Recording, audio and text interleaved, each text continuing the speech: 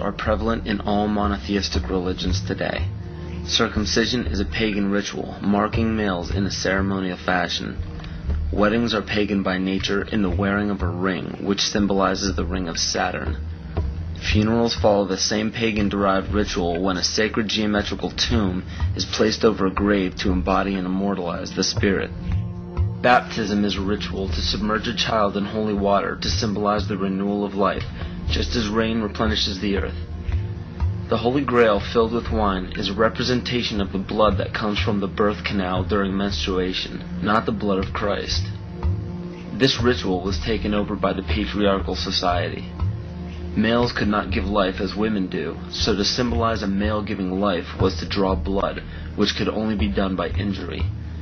In ancient Egypt, the goddess Isis was the personification of wisdom. Pharaoh Akhenaten changed the worship to himself as he proclaimed himself Amun-Re, the sun god. The word Amen at the end of a prayer spawned from the praise given to Amun-Re. From there, the Hebrews left Egypt and traveled north into the Middle East, where they encountered the Canaanites, who worshipped the god of Saturn, El. The merging of these three gods became the name of the land today, which is known as Isis, Re, El, or Israel. 98% of Judaism is based around the worship of Saturn. And the sacred day of worship is Saturday. The worship practice on Sunday is originated from the Egyptians who worshipped the sun god. Most people simply pass these things off and never question their origins, but this just scratches the surface of the pagan influence over the present day. It is not just found in religions. It is found right here in our own backyard.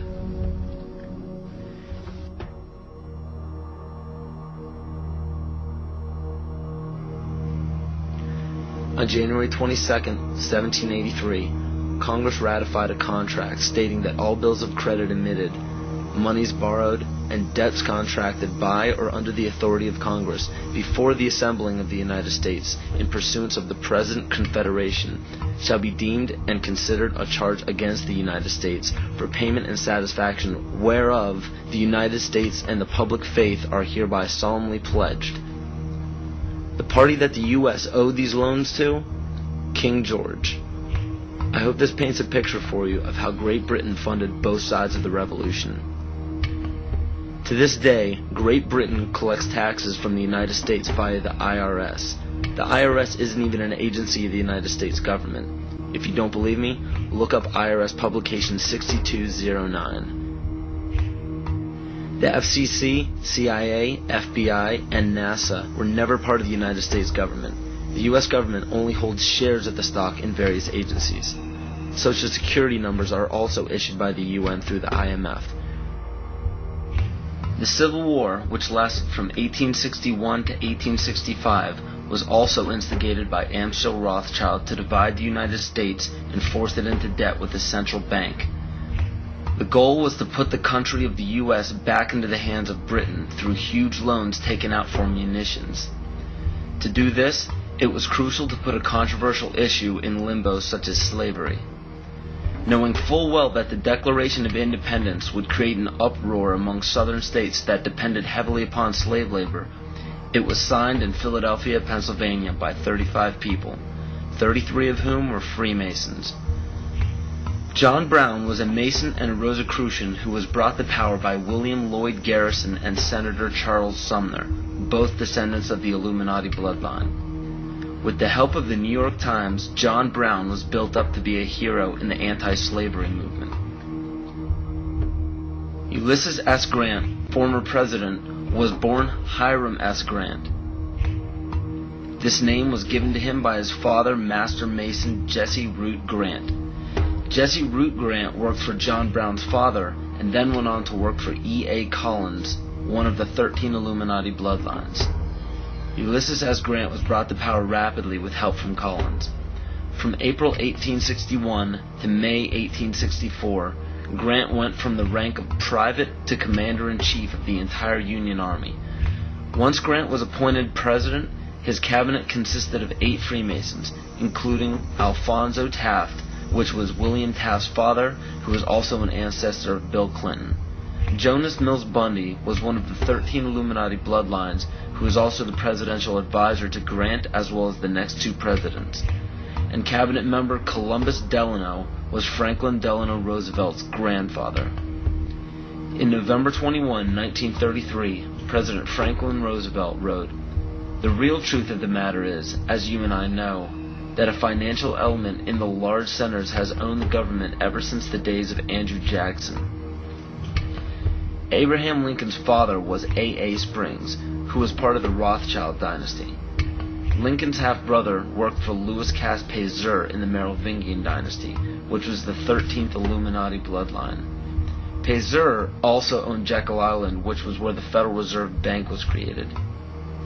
In the mid-1800s, Abraham Lincoln and the Whigs were trying desperately to keep Andrew Jackson from establishing a gold standard called the Independent Treasury System.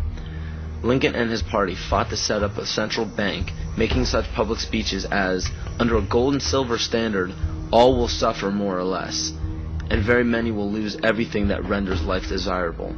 This statement resounds elements of scare tactics in this speech and other speeches on the matter given by Abraham Lincoln. They give no real evidence or explanation. In the early 1900s, after a failed attempt for Woodrow Wilson to set up what was called the League of Nations following World War I, Wilson and his advisor, Colonel House, set up the Institute of International Affairs.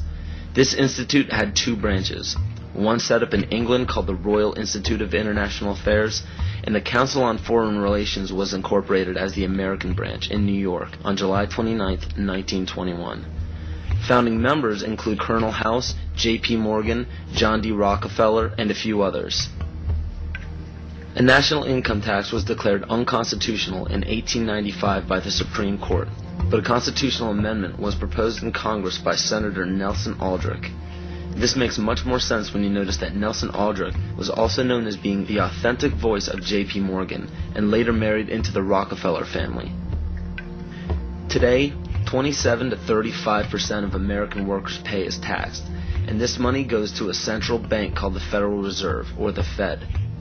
For those of you who are unaware of the Federal Reserve Bank and what it is capable of, it is a non-government-owned bank that provides the U.S. with all of its currency. They control the inflation rate by the amount of money in circulation. Yet the most amazing aspect of the central bank is the suspension of specie payments, in which the Fed can refuse to pay their obligations, yet taxpayers must pay their debts or go bankrupt. In other words, the suspension of specie payments is the central bank's right to breach a contract with no penalty whatsoever. In even simpler terms, it's called theft. How is it that the Fed is allowed to breach any contract they wish without penalty from the government? The answer is simple. The Federal Reserve Bank has power over the government instead of under it.